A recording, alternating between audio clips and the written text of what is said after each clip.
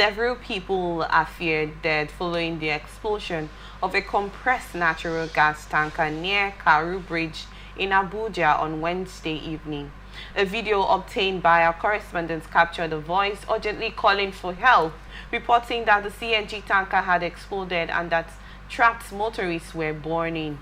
Witnesses said the truck lost control near the Karu Bridge, situated between Kubo and Inyanya on Abuja-Kefi Expressway. The Federal Capital Territory Emergency Management Department confirmed the incident, stating that the explosion occurred at around 7:14 p.m. on Wednesday. In a statement signed by FM's head of public affairs, Nkechi Isas, the head of forecasting, response and mitigation, Mark Iam, explained that the accident occurred when the driver of the CNG truck lost control and collided with other vehicles, leading to the explosion. According to the head of forecasting, response and mitigation division of FEMA, Mr. Mark Iam, the accident occurred when the driver of the CNG truck lost control on the bridge, thereby running into other motorists and leading to an explosion. Well, this is another video that I saw. The explosion was a very heavy one. I don't know if you actually saw the video of this incident. It was not a good one. And we're still trying to recover from the Otodala Bridge explosion. And then this. I would love to get your thoughts on this, please. I think I want to say sorry, and that Nigerians should, pray for those who have lost their life already. But then, it's disheartening that the FCT sector of Nigeria, which is the center of power, would not have a measure or what they call it, a proactive safety personnel being positioned on the ways around the Inyanya area. And secondly, I think what I feel that caused this problem, this fire outbreak and accident, is because Nigerians, you will see a small boy who is a tanker, what they call them, a tanker boy. He is not the driver. The drivers will go and get higher and ask them to go and reverse or go and either turn the vehicle that they are tired. Somebody who ordinarily barely 2 days, 3 days, he learned how to either control the steering, will be allowed to carry truck that is carrying such PMF or such capacity of products. Check them. Nigerians, those that drive this truck, they don't have a special training school. They don't even go for training school. No safety test was carried on them. You just see them. And there is no truck driver who doesn't take something, 1 or 2 things, as they call them. I told you the last time I was here, I told you, I said, one of the tanker drivers told me that whenever they are to drive, that they make sure their eyes are dirty. Dirty in what sense? And I asked him in what sense. He said that they have to take some mixture, whether it's Yabo, there's a name they call them in the local Kolokwai sector, that, in the Kolokwai time, that is called Bolokai and all that. Some of them go as far as taking even some things I will not want to mention here, in order for them to either meet up if they are going to not. Maybe like, I want to hide and before going into, jumping into my truck and all that. I think that what actually happened was because the driver wasn't focused. You cannot go to the Inyanya bridge with speed. I saw a video that someone sent, a little girl who was, I think she was buying something, but when she saw that stuff, she tried covering it up. The kind of speed that truck was also coming with was something else. If he was to control the brake, before he would have controlled that brake, I think if he knew that he was climbing the bridge, such person shouldn't have taken such speed. But the speed I saw can take even lives before the explosion. I'm saying that the tanker drivers should have a general orientation and general test. Before you become a tanker driver, a safety test should be carried on health. Because I know that companies, before you be employed in every company that I know, you must either In fact, you must undergo that test to know if you take anything like alcohol or any kind of drug. You'll be tested before you be employed. If any of such thing is being found in your system, companies will not want to employ you. But in the truck driver's life, as far as you can drive, the owner will just, I'm looking for a driver. Somebody will say, okay, I have one. And it could be a conductor. Because he wants to leave his organ, he will just come and start driving without no test, no proper safety, as you call them. I don't think we have, do we have central safety in Nigeria? I don't think we have. It is only that emergency, federal emergency, whatever. I've forgotten their name. That's the only thing we have. But there should be a safety body that regulates and checkmates both normal vehicle drivers. Before you be given driver's license, you should undergo this test. It should not be one.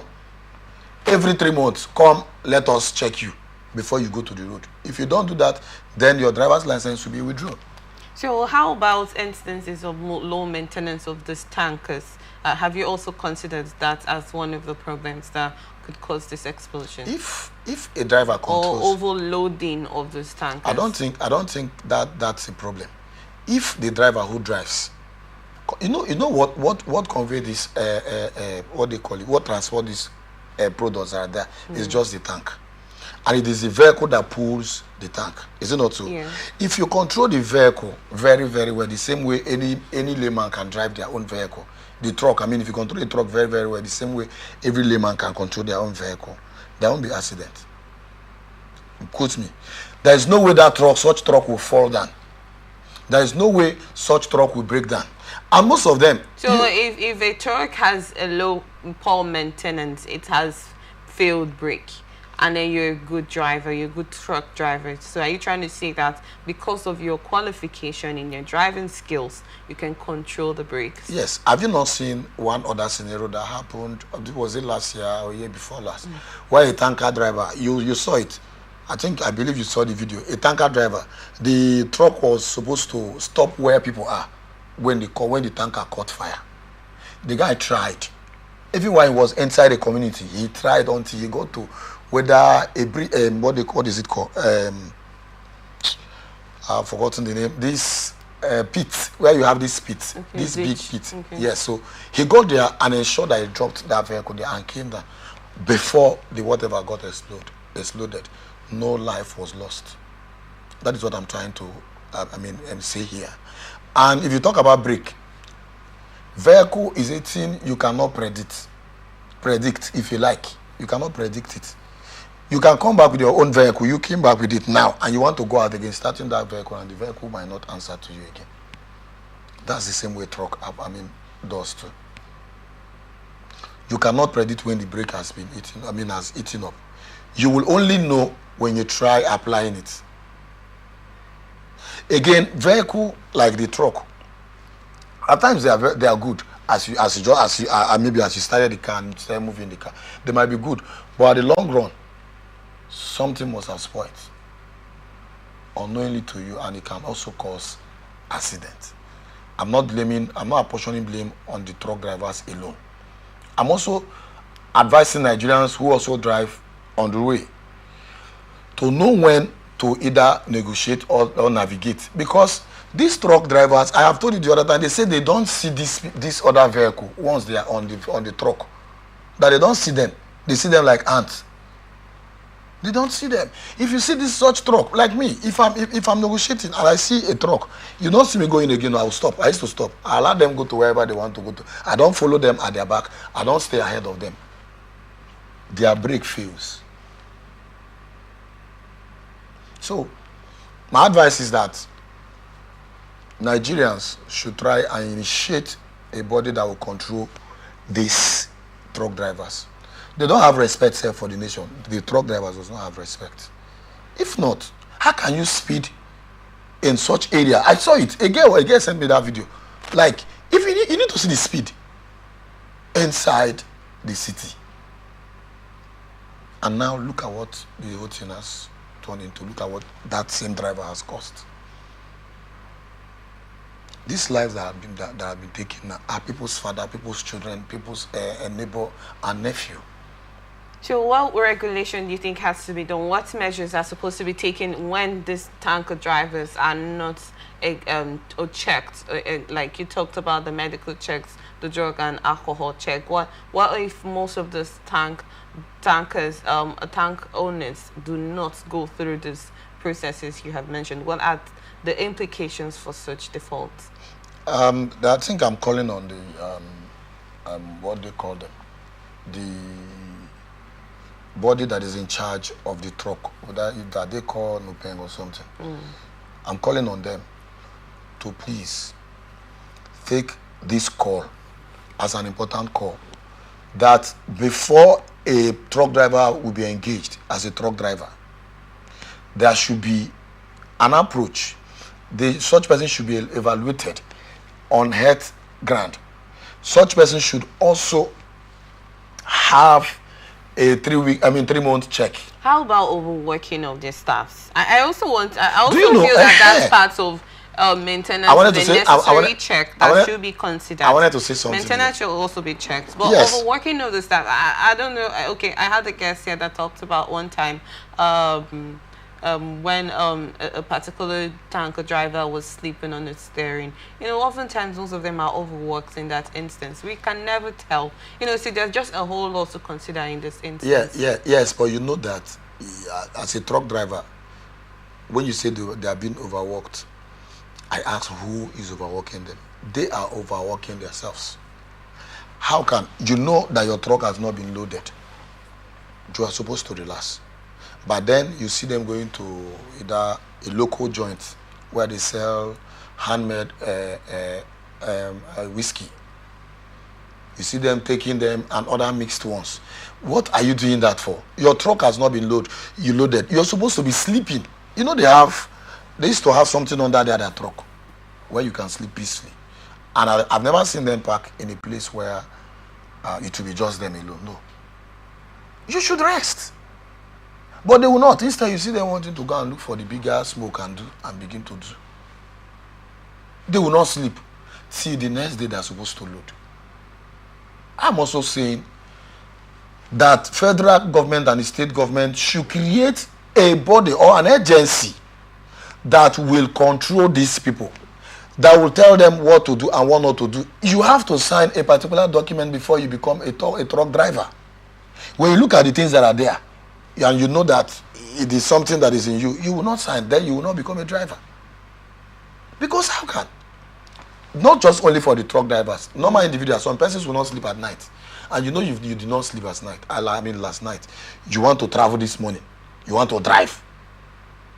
That's how most accidents happen. Normal human being that has their own private vehicle. I was traveling to Bayelsa one of those days. A vehicle just passed me. All of a sudden, I saw the vehicle inside the bush. We didn't even know. We started looking for the vehicle that just passed us. We didn't see the vehicle again. What we just saw was the smoke. Damn. Someone now said that car fell into that dungeon that is before the Bayelsa entrance. They got there. You see so many things that the guy has taken. He lost control. You will see them. You see Abu and all that. You see some kind of the ones they used to food. One of the smokes they food. You see them plenty. When they brought him, he was already gone. How can? You don't need these things to drive. And you don't need to drive when you know you did not sleep last night. You don't need to drive when you know you have taken enough, whatever they absorb. But Nigerians, because nobody is checking them, nobody is looking at them, there's nobody that is checkmate, they just don't care. So many of them say that the drivers will tell you, I want to sleep. They will be at the other driver's passenger side and be sleeping and ask their conductor to start driving. What are they driving for? Are they the person who the owner of the truck gave the truck? No. Until we cope this particular practice, we will not get it right. Unless we start with this policy I'm talking about. That is when we will get it right at the truck drivers organization, as we call them, Nupeng or whatever. Thank you so much on that, Mr. Michael. Well, our condolences to the lost lives, because this was an unplanned situation. You know, imagine people going into their daily lives and then get involved in unplanned. This is just one too many situation that has occurred over this tank explosion happening over the country, all over the states in the country. Well, we hope that something gets to be done rightly before it escalates into something worse than this. Thank you so much on your thoughts on that, Mr. Michael. Moving forward, Vice President Senator Kashim Shettima has employed lawmakers across the nation to enact relevant legislation that would enhance nutrition and food security to ensure that every household in Nigeria has access to the manifold diets required for a healthy and productive life. This, he said, is the reason why the administration of President Bola Ahmed Tinubu is spearheading the Nutrition 774 initiative as an answer to the bid to improve coordination, financing, and accountability in ensuring that every mother and child, regardless of where they live, has access to life-saving nutrition interventions tailored to their needs. Speaking on Wednesday when he met with the National Legislative Network on Nutrition and Food Security led by Chairman of the House of Representatives Committee on Nutrition and Food Security, Honorable Chika Okafor, at the Presidential Villa, the Vice President underscored the role of the legislature in making the Nutrition 774 initiative a success, explaining why the federal government's interventions aligns with global aspirations such as the UN Agenda 2030 and the African Union Agenda 2063. VP Shettima pointed out that the Tinubu administration is integrating the initiative with its broader national policies, including the Economic Recovery and Growth Plan, the National Policy on Food and Nutrition, and the National Policy on Food Safety, calling for immediate action. The VP told the lawmakers that by investing in nutrition, the nation is investing in national security, long-term stability, and economic growth, even as he warned that desperation will always set in when people struggle to eat. I want to get your thoughts on this. What do you have to say concerning this move by the Vice President of the country, Shettima? The Nutrition 774. It isn't a bad idea, but the thing is, you know, Nigeria is a nation where if people want to start from Nigerians, they just gather and then initiate one little thing that would, people would think that it is for their own interest, for the interest of the nation. Once they introduce that thing, before you know it, you won't hear about that same thing again. Whatever comes out of it, you and I will not know where it's been shared among themselves. So I'm saying that if they can put this to practice, like he has said, that the lawmakers of the nutrition committee or something is saying that they have come to meet with him for him to either endorse and say what he has told them. He said it is not bad that them as a government also have the same vision with them, that they have plans to, in order to make the nutrition to either come up, you know, as to enable the economic growth. How would that be possible when there's still, we talked about the insecurity in the states, when most of these goods, and we do not have access to them? How are we sure that this food security and enhancing nutrition in the country will actually take place? I just told you that whoever wants money and has tried A and B, it's not working, they will come up with another ideology in order to still get that money they want. I don't see this coming from people who meant well for Nigeria. Quote me. Because if they meant well for Nigeria, we have a situation at hand that needs to be resolved, which had to do with those who, okay, they are answering the name. Do they go to those farmland to supervise and support these people who are actually the ones who are planting, and either the gardeners who also have this required item for the nutrition? No. I don't see it. And I told you that Nigerians will always come up with something that will make it look like it's for the interest of Nigerians. Meanwhile, it is not for the interest of Nigeria. If you must initiate this, or if you must pursue this, if you want this to come, and I mean, if you want this one to exist, if you want this thing to come to pass, first of all, eliminate the problem we have. Which is the problem? The problem of herdsmen. The problem of the killing of these farmers. Eliminate them first.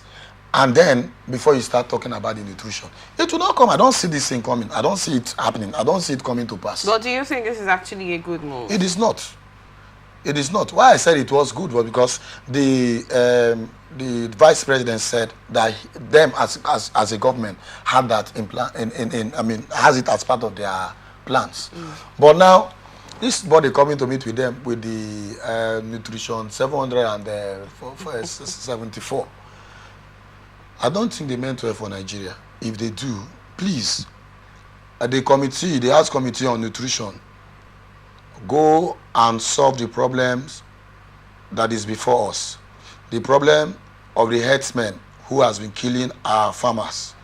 Go and solve the problem of insecurity in the areas where we have large farm and large farmers. Please do that before you come up with this one. It is a good thing though. But this whole thing cannot be achieved if you don't solve the problems that is the problem that is the key points into achieving this whole thing. I don't see it being achieved, and I don't see the economy growing if you don't solve the problem of herdsmen killing and slaughtering Nigerians. Okay, thank you on that, Mr. Michael. Up till now, the issue of insecurity, it's something, even food security and life security, it's something that we're still trying to grapple upon in the country. Up till now, we have not seen anything done in that instance. Why do you think nothing has been done up till now considering that? Because you don't have Nigerians at heart. Everybody is after their pockets. So this measure that's been taken by the vice president, what do we see that of? Yes, there's no way. Like I told you the other time when the wife of the president was Remi Tinubu, with the wife of then House of Rep Deputy Speaker, if I'm not mistaken. I told you that they went to Remi because it is what they wanted. It is only Remi who they know that can speak. And anybody will want to give listening ear because the husband is the president of this country. Now, they went to the vice president. What do you expect the vice president to do? You want him to say, no, go. If the vice president should say, go, them on their own would misinterpret it. They will go out there and say, this is what we are saying. We are trying to bring an idea that will make the economy grow, and the vice president is saying no. That's what they will have said. So the vice president will also play along. I feel that as a government, there is no way you come up with an idea that I will say no to it because I want the economy to grow. I think that's what the president did, the vice president did.